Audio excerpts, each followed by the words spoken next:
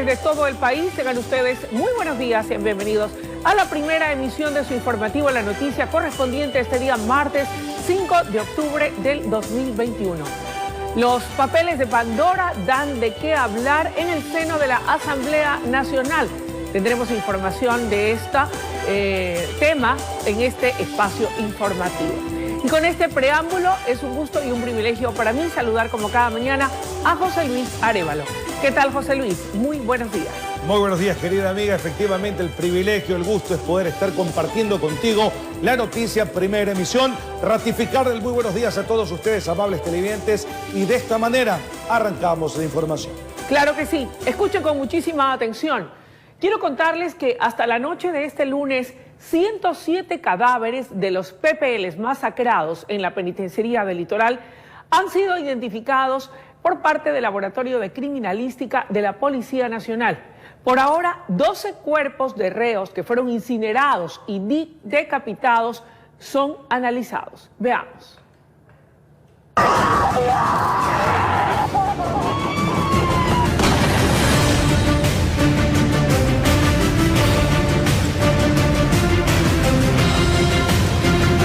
Culminado las 17 horas, los familiares de los presos asesinados en la penitenciaría del Litoral ya se habían retirado para regresar la mañana de ese martes. Y más adelante logramos visualizar al personal que realiza el arduo trabajo de identificación de cadáveres y cotejamiento de muestras, además de huellas y otros elementos técnicos, para que los cuerpos sean entregados. Así la Policía de Criminalística le dio el último corte de las víctimas al gobernador del Guayas, quien visitó estas instalaciones la tarde y noche de este lunes, y le indicaron que han identificado a 107 cadáveres, 95 han sido entregados y 12 de estos están en proceso de verificación. Para estos últimos se practicarán otras pruebas como las de ADN, por lo complejo de ser reconocidos.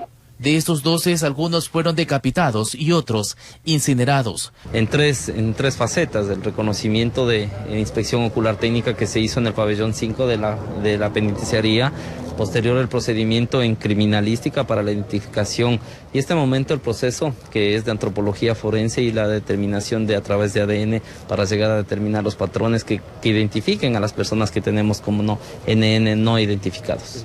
El gobernador reconoció la labor que han realizado aquí los uniformados especializados en esta materia, que no ha sido fácil con tremenda situación que se presentó en la penitenciaría del Litoral, brindando aquí información y los cuerpos de sus seres queridos, a muchos que por días han permanecido en el exterior de ese lugar. Esto es importante porque así las familias han podido tener información de cómo estaban sus familiares, si fallecieron, si no fallecieron. Pensemos que solamente en la penitenciaría del Litoral tienes más de 8.500 personas. Entonces, en un momento dado multiplica ese número por 2 o por 3 familiares, mucha gente con incertidumbre. Mientras que en el punto de información que se habilitó en el Parque Samanes fue cerrado a las 15 horas de este lunes para que los ciudadanos solo puedan acercarse hasta la morgue como único sitio donde les brindarán la respectiva atención, informó Charlie Pisa.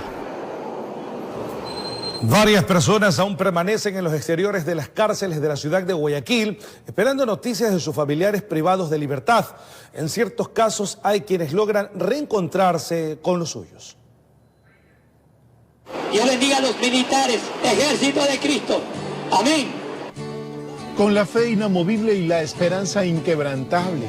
Así encontramos algunas personas que tras varios días de angustia esperan que sus familiares salgan del recinto carcelario. Sin embargo, la incertidumbre aún los tiene al filo de la regional. Hay familias listas para reencontrarse nuevamente con los suyos. Que se trata de un alivio al alma, pues aseguran que los últimos días han sido de suma preocupación. Hoy va a salir mi hijo, por gracia de Dios.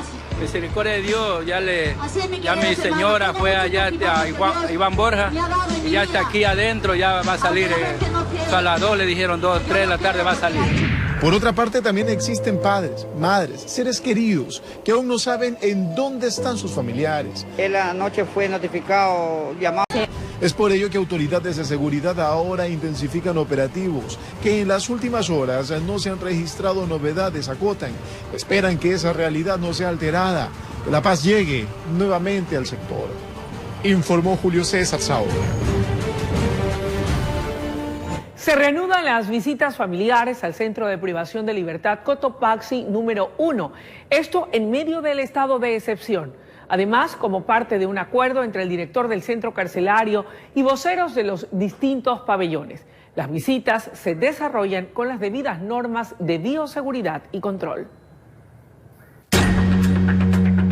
Luego de más de 2 meses que fueron suspendidas las visitas a las personas privadas de la libertad del CPL Cotopaxi, estas se retomaron luego de varios diálogos entre los privados de la libertad y el director del centro. En esa reunión que mantuvimos con los voceros, se indicó y se socializó a aquellas personas que no han visto a sus seres queridos por cerca de 90 días, tengan la oportunidad de reunirse con su familia, pues también son seres humanos y necesitan ver a su esposa, necesitan ver a sus hijos, necesitan ver a sus familiares.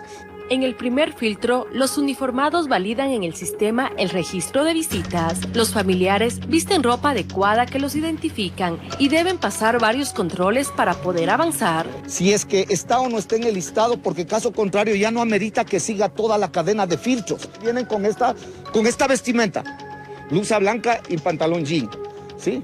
Y generalmente con pantuflas o zapatillas, ¿no? Porque ahí podemos nosotros visualizar mejor en las cámaras. Querer hacer algo fuera de lo normal, entonces automáticamente se cortarán y se suspenderán las visitas. Centro de Privación de Libertad Cotopaxi cuenta con varios pabellones. Las autoridades han proyectado las visitas en una primera ronda para toda la población carcelaria. Comenzamos con la etapa de mínima, que son alrededor de 1.600 PPLs. Posteriormente vendrán el resto de etapas y finalizaremos la primera ronda, se podría decir, del cronograma. Una vez que han pasado todos, se programará la nueva visita. Al final del día, una persona fue trasladada hacia una casa de salud como parte del proceso investigativo ante una sospecha de los uniformados encargados de los filtros de control. Ya se tiene una persona que se le llevó hasta el hospital para sacarle unas placas, dio positivo en el momento de la revisión del CAN, entonces las llevaron para allá para verificar qué es lo que lleva en sus cavidades. Informó Natalie Guerrero. La Comisión de Soberanía y Seguridad de la Asamblea aprobó una resolución que exhorta al gobierno a ampliar la base de beneficiarios de los indultos para quienes tengan más de 1 año sin sentencia, crear un sistema de alerta temprana de motines y restablecer el Ministerio de Justicia. Los integrantes del organismo recorrieron la penitenciaría del Litoral. Veamos. Los asambleístas permanecieron en la cárcel durante 2 horas y media. Querían conocer, palpar, auscultar el síndrome penitenciario. No hay personal que pueda dar abasto y las carpetas se acumulan. Vimos gran cantidad de carpetas acumuladas de procesos de personas que podrían ya salir en libertad. Ningún tipo de infraestructura habilitada. Los escáneres nos hicieron sacarlos en la cadenita y el anillo, pero eso es un cuento, porque realmente solamente hay 2. Antes, los integrantes de la Comisión de Soberanía y Seguridad Integral sesionaron en Guayaquil, fuego cruzado entre oficialismo y oposición, sobre las causas del caos. Sabemos que estos líderes de las bandas viven como reyes allí adentro, con todas las prebendas, y la Policía Nacional lo sabe, el gobierno lo sabe. ¿Y por qué lo permiten? En la Revolución Ciudadana precisamente fue donde se desmanteló la lucha contra el narcotráfico de este país. Se sacó la base de manda, precisamente ahí se dijo que aquí todo estaba bien. Su objetivo, afirman, es precautelar la integridad ciudadana y la de los presos. Por unanimidad aprobaron un pliego de 32 recomendaciones para el Ejecutivo. Han hablado de indultos para adolescentes consumidores. ¿Podrían precisar bajo qué parámetros? Para estos jóvenes, para personas que hayan cometido delitos menores y que no sean un peligro para la sociedad. También vamos a solicitar al sistema judicial que tramite o que procese de manera eficiente todos los casos de presos sin sentencia. Además, la intervención del Centro de Inteligencia Estratégica para que levante un informe del ingreso de armas, un sistema de alerta temprana de amotinamientos y sus dispositivos para enfrentar esos ataques. También una exhumación. Es necesario el regreso del Ministerio de Justicia, Derechos Humanos y Cultos para mejorar la institucionalidad. Inquietos, familiares de internos los esperaban para ver si podían incluirlos en la lista. En la cárcel, con cámara de Óscar Suárez, informó Jorge Escobar. Hasta la fecha, los Pandora Papers representan la mayor filtración de documentos que, mediante investigación periodística, han logrado exponer la riqueza escondida de personajes públicos, políticos y multimillonarios que mantenían esos recursos en empresas offshore en paraísos fiscales. Cuando se habla que los Pandora Papers representan la mayor filtración de documentos hasta la fecha, es porque los registros así lo demuestran. En 2013 los Offshore Leaks develaron 260 gigabytes en información. En 2016 los Panama Papers divulgaron 2.6 terabytes. Y en 2021 los famosos papeles de Pandora dejan a la luz 2.94 terabytes de documentos, fotografías, entre otros archivos. En este caso, pues los Pandora Papers obedecen a este mismo procedimiento, es decir, una serie de información que nos lleve hacia conocer algunos detalles que no son muy conocidos y que bien vale la pena evaluarlos a la función de la luz pública. Lo que han mostrado los archivos que se desprenden de la investigación de los casi 12 millones de documentos analizados en los Pandora Papers es aquella riqueza que líderes mundiales, personajes públicos y políticos guardan o han guardado en paraísos fiscales. Se ha desmitificado mucho el hecho de tener los dineros en los paraísos fiscales, dado que esto está asociado se lo ha asociado con corrupción. Es decir, una persona que quiere lavar dinero, una persona que quiere ocultar recursos que tienen un origen ilícito, buscan la manera de protegerlos a través de estos paraísos fiscales, que no es otra cosa que espacios donde usted puede ingresar una cantidad indeterminada de dinero sin ningún tipo de revisión, fiscalización. En realidad el origen de esos dineros puede ser lícito o ilícito. Sin embargo, en los denominados paraísos fiscales no existen mayores controles o análisis del origen del dinero. Lamentablemente, en América Latina, en la región, lo que se ha visto es la utilización de estos paraísos fiscales para recautelar fondos que no tienen mucha claridad al respecto de su origen. Y eso es lo que se critica tanto, eso es lo que molesta, eso es lo que perturba. En estos documentos filtrados también se encuentra el nombre del presidente Guillermo Lasso, quien ya ha explicado que la mayoría de sociedades mencionadas fueron legalmente disueltas en el pasado y con aquellas que tuvieran existencia no tienen ninguna vinculación. Es absolutamente correcto que años atrás tuve, y quiero hacer énfasis, tuve inversiones legítimas en otros países, lo cual también ha sido público siempre. Y asimismo es público que al crearse la ley de 2017 que impide a candidatos tener inversiones en el exterior, me deshice automáticamente de todas esas empresas. Lo hice de manera fulminante, sin ningún tipo de protesta, demora u objeción. Lasso además declaró que es de conocimiento público que su patrimonio contenido en la declaración de bienes rendida ante la Contraloría es fruto del trabajo de toda su vida en el Banco de Guayaquil y que todos sus ingresos han sido declarados y han pagado los impuestos correspondientes. Informó Javier Rosero. Son las 7 de la mañana con 16 minutos. Amables televidentes, es momento de ir a una breve pausa, pero los invitamos a seguir en nuestra sintonía, pues cuando volvamos les contaremos de un nuevo asesinato en Quevedo, provincia de Los Ríos, lo que evidencia el alto índice de violencia que afecta a la provincia fluminense. Todo esto y mucho más tras la pausa aquí en La Noticia, Primera Emisión.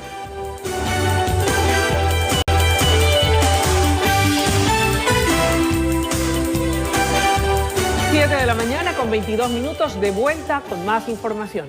Claro que sí, Luis, amables televidentes, les informamos que la violencia sigue imparable en la provincia de Los Ríos. Un nuevo asesinato se reportó en el Cantón Quevedo.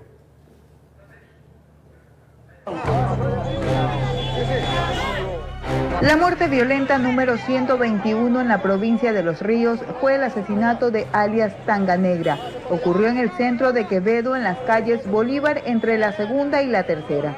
A plena luz del día, incluso un adulto y un menor de 13 años resultaron heridos cuando los asesinos se enfrentaron a tiros contra la policía que se encontraba cerca al sitio. Policía realizando las maniobras de evasión logra ponerse a buen recaudo y hace uso legítimo de su arma de fuego, realizando 4 disparos, los cuales no podemos verificar si es que impactaron o no a los delincuentes. Las víctimas colaterales de esta nueva balacera se recuperan en una casa de salud, mientras la policía busca identificar a los autores del asesinato. Una investigación más que se suma a su lista, pues también están tras la pista de quienes victimaron a 4 personas este fin de semana al interior de un vehículo en la zona rosa de Quevedo.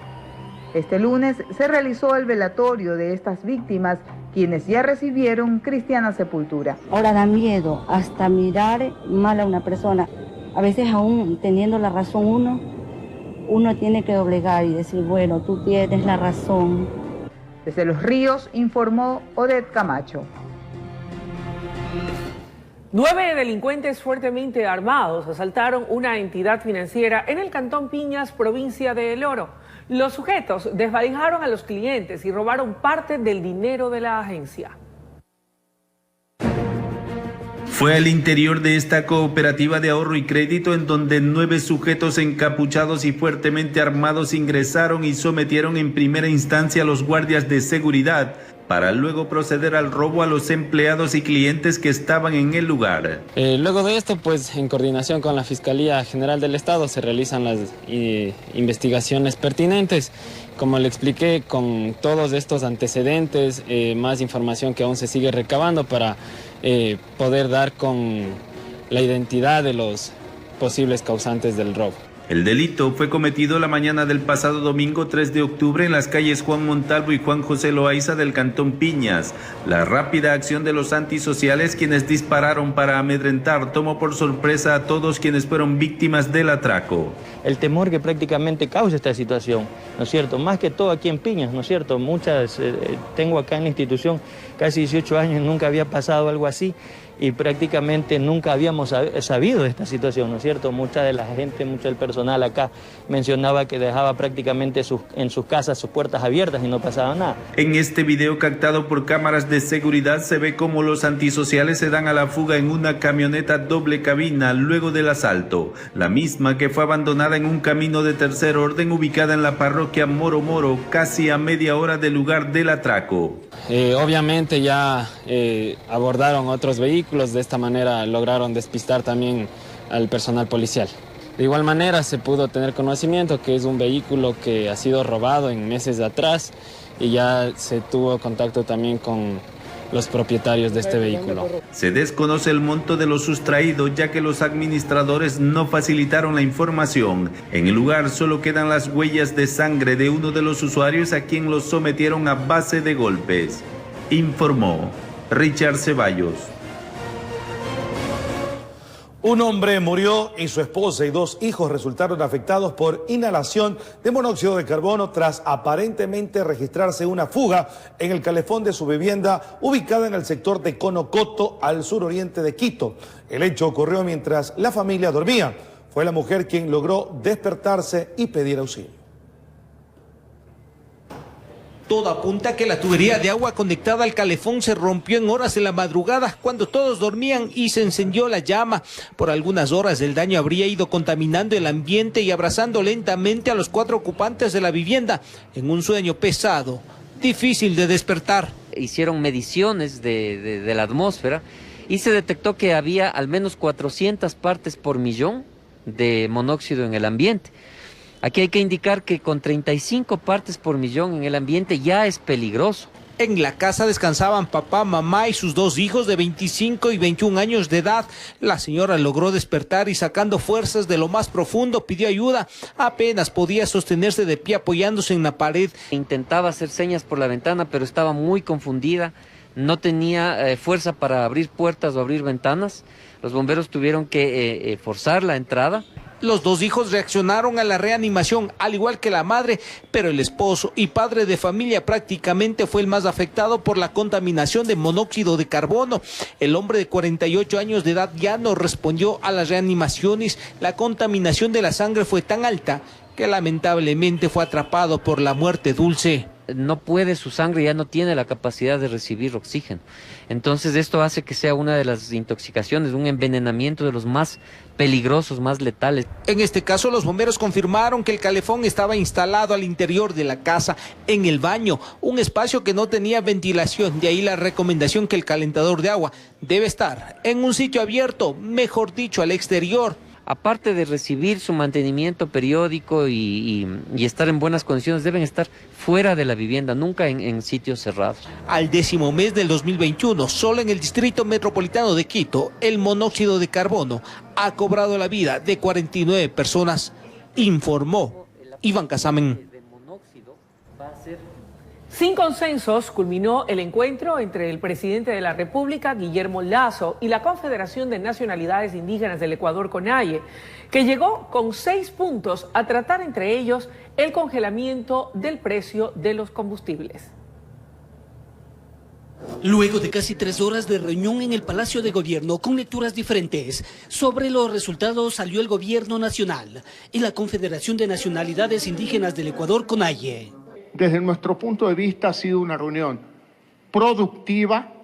Esperamos que esto continúe con mesas temáticas. Lamentablemente el movimiento indígena del Ecuador, en especial la Amazonía ecuatoriana, no ha tenido respuesta concreta por el tema del extractivismo que está asesinando a la Amazonía ecuatoriana. Uno de los puntos calificados como críticos puestos sobre la mesa de negociación fue el incremento gradual del precio de los combustibles. La CONAIE demandaba la derogatoria de los 3 decretos que la facultan y su inmediata congelación, en lo que el régimen no estuvo dispuesto a ceder. El señor Issa plantea algo que el gobierno no puede tomar una decisión. Como yo personalmente quisiera, se lo he dicho al señor Issa, a mí no me gustaría congelar el precio de los combustibles, sino hasta bajarlos, pero es algo que no podemos hacer, por sentido de responsabilidad con el país, por sentido de responsabilidad con el futuro del Ecuador, por sentido de responsabilidad por las propias relaciones que tiene el Ecuador con el mundo. Con ese sabor agridulce, la CONAIE se retiró para consultar a las bases, sin especificar qué tiempo les tomará. Para poder dar una respuesta, en este caso al presidente de la República, inmediatamente convocamos a la Asamblea, al Consejo Ampliado de la CONAIE y daremos a conocer al país y al Gobierno Nacional. Sin embargo, aquí se puede evidenciar que existe un fraccionamiento en el sector indígena. La regional de la costa se siente relegada, por lo que está dispuesta a continuar con las mesas de trabajo con el Ejecutivo. Elevamos nuestra protesta de que no están considerados todas las representaciones que deben de ser del territorio. Y nosotros, como regional, obviamente que vamos a incidir en esa dinámica de propuesta como Cuesta Ecuatoriana, pero también buscando la solución de todos los 17 millones de ecuatorianos que obviamente no creo estamos listos para una paralización, porque recién nos estamos nuevamente activando. Un primer encuentro que se concretó luego de varios intentos y en el cual aparentemente no salió humo blanco, informó Héctor Romero. El expresidente Abdalá Bucaram Ortiz y su hijo Jacobo Bucaram Puley fueron sobreseídos del presunto delito de delincuencia organizada en la comercialización de pruebas rápidas para COVID-19. La decisión fue tomada por un juez penal de Pichincha. De acuerdo a este último, los Bucaram fueron compradores de pruebas rápidas de manera privada que fueron importadas de manera legal. La Fiscalía General del Estado anunció que apelará el sobreseimiento e informó que llamará a juicio a Oren S.H., Leandro B. e Isabel P. Muy bien, y es momento de hacer una breve pausa comercial, mi querida. Claro que sí, José Luis y amables televidentes, pero les invitamos a mantenerse en nuestra sintonía, pues cuando volvamos les daremos detalles del decomiso de más de 3 toneladas de droga en el interior de una vivienda ubicada en la vía Adaule, en las afueras de Guayaquil. Todo esto y mucho más tras la pausa en la noticia Primera Emisión.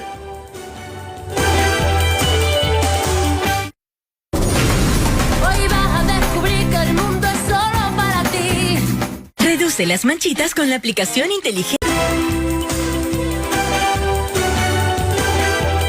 Gracias, amables clientes, por dispensarnos con su sintonía. Seguimos con más información aquí en la noticia Primera Emisión. Mesa. Claro que sí. Quiero contarles que decomisan más de 3 toneladas de droga en el interior de una vivienda ubicada en una urbanización de la vía Daule en las afueras de Guayaquil. El centro de acopio estaba ubicado a menos de 3 kilómetros del complejo carcelario, situación que es investigada por la Policía Nacional.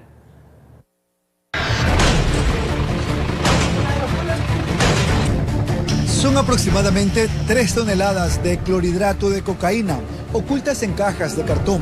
Esta cantidad de sustancia sujeta a fiscalización tiene un valor en el mercado de $6.222.000 y el precio en Europa es de $186.660.000. La droga fue hallada en una vivienda situada en una urbanización en el kilómetro 21 de la vía a Daule, cerca de las cárceles en Guayaquil. Se investiga si existen nexos con ciertos reos. A más del alcaloide, se encontró dinero en efectivo y cientos de municiones de armas de fuego de largo alcance. Teníamos información, iba a ser ingresado a estas instalaciones, como es la regional, para ser utilizado en el lugar. Gran parte del estupefaciente contenía logos de marcas de teléfonos celulares, plataformas de películas y redes sociales. El golpe al narcotráfico se dio luego de 3 meses de investigaciones. Uno de estos indicios es las maletas y potulas utilizadas para el gancho ciego, que son utilizadas para ingresar sustancias sujetas a fiscalizaciones a contenedores de exportación con carga lícita. Con este procedimiento suman 5 las toneladas de droga incautadas este fin de semana en Guayaquil. Informó Jorge Salazar. Decomisan más de 200 kilos de marihuana entre las provincias de Carchi e Imbabura. Los paquetes estaban camuflados en 2 compresores de nitrógeno que eran transportados en una camioneta.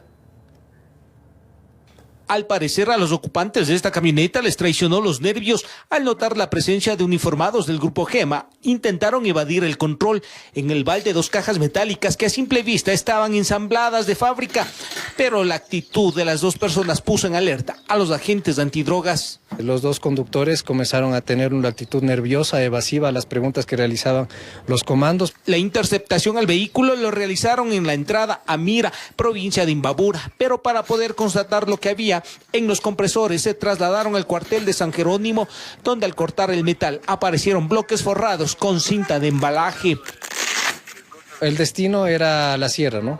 A Imbabura, a Ibarra, a Quito, de lo que se tiene hasta ahora conocimiento. En total 210 paquetes de forma rectangular a la prueba de campo positivo para marihuana que ingresó desde Colombia a la provincia del Carchi. Los transportistas, utilizando caminos alternos, intentaron llegar a varias ciudades de la sierra. Aproximadamente 420.000 dosis de marihuana se ha sacado del mercado negro. Mientras en 4 allanamientos realizados en el norte de la capital, una presunta organización dedicada al microtráfico de drogas conformada por colombianos, venezolanos y ecuatorianos fue desarticulada. Varios meses de seguimientos permitieron la captura de 13 presuntos integrantes, 7 detenidos en flagrancia. En el operativo, los uniformados fueron recibidos a bala. Resultado de esto, tenemos un policía del Grupo Especial Móvil Antinarcóticos que resultó con una herida en su muslo izquierdo. Se encuentra estable. En los allanamientos encontraron 4 kilos de marihuana y 179 gramos de cocaína. En Quito informó Iván Casamen. Y tras la devolución de la ley de oportunidades, se desconoce qué medidas tomará el gobierno de Guillermo Lasso. Se ha hablado de una consulta popular, pero también no se descarta el Ministerio de la Ley. Veamos. La bancada oficialista no descarta la posibilidad de esperar los 30 días para que el presidente Guillermo Lasso ingrese la propuesta de ley creando oportunidades por el Ministerio de la Ley. Es una herramienta o una opción que probablemente lo barajará el Ejecutivo. Sin embargo, también hay otras opciones, como por ejemplo los mecanismos de democracia directa. El presidente Lasso lo dijo la semana anterior, en que si no hay diálogos o consensos en la Asamblea Nacional, consultará al pueblo. La propuesta de ley creación de oportunidades vez no calificó en el Consejo de Administración Legislativa por vicios de inconstitucionalidad la semana pasada. Obviamente lo que nos preocupa es el silencio del gobierno, ¿no? Porque ya tenía que haber tenido una alternativa respecto de qué voy a hacer en caso de que el CAL lo regrese. Yo le aconsejaría al Ejecutivo que por favor divida ese proyecto y de una u otra manera tome en cuenta las observaciones que el CAL ha hecho. Desde la bancada correísta no ven como una posibilidad que esta propuesta pase por el Ministerio de la Ley. Al final del día se les ha hecho quedar muy claro de que el Consejo de Administración Legislativa lo que revisa es el cumplimiento de los requisitos. No cumplía los requisitos y se le devuelve para que lo vuelvan a ingresar. No, tienen que presentar nuevamente el proyecto. El Observatorio Legislativo indica que para que una propuesta pase por el Ministerio de Ley, esta debe ser considerada como un proyecto y que para que esto ocurra se necesita la calificación del CAL, informó Valeria Navarro.